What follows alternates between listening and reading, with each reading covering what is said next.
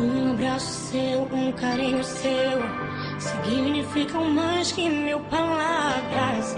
É a expressão da intenção de um apaixonado coração. Além de namorado, você é amigo.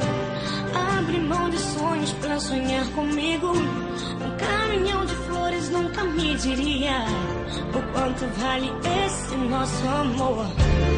Você é poeta sem caneta, sem papel.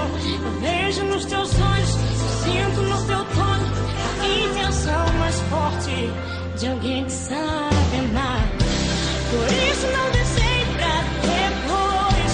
Pulei esse momento pra nós dois. Um jantar à luz de velas pra dizer: amor, eu amo tanto você. Não posso me esquecer de orar, agradecer a Deus por fazer das coisas tão simples mais bonitas. E a prova disso tudo é você.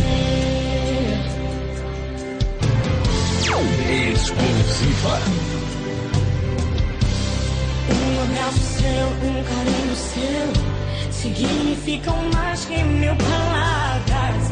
É a expressão da intenção de um apaixonado coração. Além de namorado, você é amigo.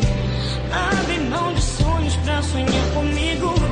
Um caminhão de flores nunca me diria o quanto vale esse nosso amor. Você é poeta sem caneta, sem papel. Eu vejo nos teus olhos, eu sinto no teu toque a intenção mais forte de alguém que sabe amar.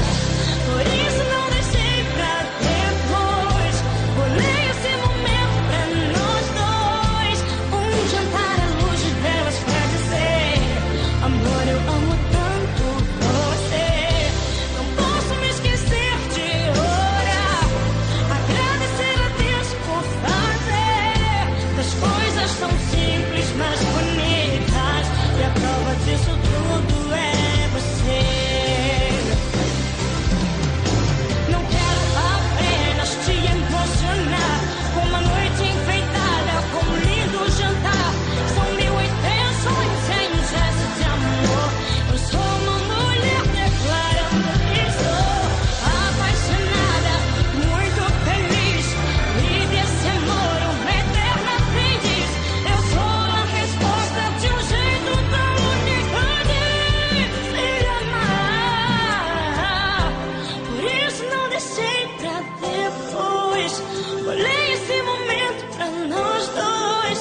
Um jantar à luz de velas pra dizer: amor, eu amo tanto você.